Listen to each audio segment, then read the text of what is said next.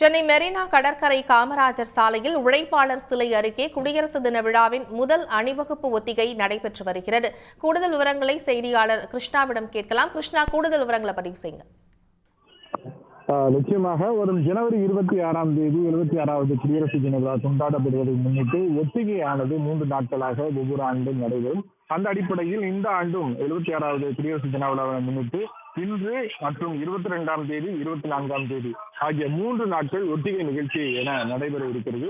குறிப்பாக குடியரசு தின விழா அன்று என்ன மாதிரியான நிகழ்ச்சிகள் எல்லாம் நடைபெறும், அணிவகுப்புகள் நடைபெறும் மற்றும் எவ்வாறு முதல்வர், ஆளுநர் ஆகியோர் வந்து இந்த கொடி ஏற்றுவார்கள் உள்ளிட்ட அனைத்துமே ஒத்திகை என்பது பார்க்கப்படும். அந்த வகையில் தான் இன்று காலையிலிருந்து ஒத்திகை நிகழ்ச்சி என்பது நடைபெற்றிருக்கிறது. காமராஜர் சாலை முழுவதுமாக போக்குவரத்து என்பது மாற்றம் செய்யப்பட்டு குடியரசு தின விழாவிற்கு என்னென்ன மாதிரியான நிகழ்வுகள் நடைபெறுமோ அதை அப்படியே ஒத்திகை என்பது நடைபெறுகிறது. குறிப்பாக இந்த நிகழ்வுக்காகவே போக்குவரத்து மாற்றம் என்பது முக்கியமாக செய்யப்பட்டிருக்கிறது. அடையாறு பகுதியிலிருந்து வரும் அனைத்து வாகனங்களும் அண்ணா சாலை வழியாக பிராட்வே செல்லவும், அதே நேரத்தில் பிராட்வேயில் இருந்து இந்த காமராஜர் சாலை வழியாக வரும் அனைத்து சாலைகளும் அனைத்து வாகனங்களும் ரிசர்வ் வங்கியும் வடக்கு துறைமுக சாலை வழியாக திருப்பி என்பது விடப்படுகிறது.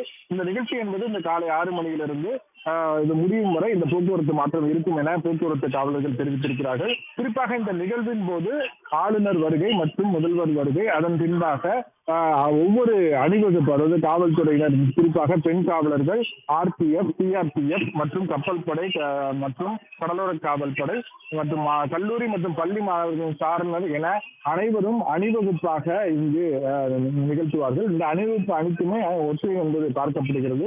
அது மட்டுமல்லாது இந்த கொடியேற்றத்திற்கு பிறகாக கலை நிகழ்ச்சிகள் என்பதும் நடைபெறும். அது தொடர்பான ஒத்திகையும் நடைபெற்று முக்கியமாக அணிவகுப்பு வாகனங்களும் வரிசையாக கொண்டு வரப்பட்டு வரிசையாக காண்பிக்கப்படும். இதுபார்ந்த குடியரசு தின விழாவை முன்னிட்டான முக்கிய நிகழ்வுகள் என்பது நடைபெறும். இதற்கான ஒத்திகை இன்று முதல் துவங்கி இருக்கிறது. இதே போன்று 22ஆம் தேதியும் முக்கியமாக 24ஆம் தேதி குடியரசு தின விழாவில் எப்படி நடக்குமோ அதே போன்ற ஒரு முழு ஒத்திகை போன்ற ஒரு நிகழ்வு என்பது 24 முழுமையாக நடைபெறும் என தெரிவிக்கப்பட்டிருக்கிறது.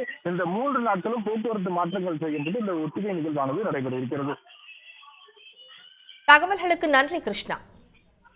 உடனுக்குடன் செய்திகளை தெரிந்து கொள்ள சன் நியூஸ் பெல் ஐகானை கிளிக் பண்ணுங்க.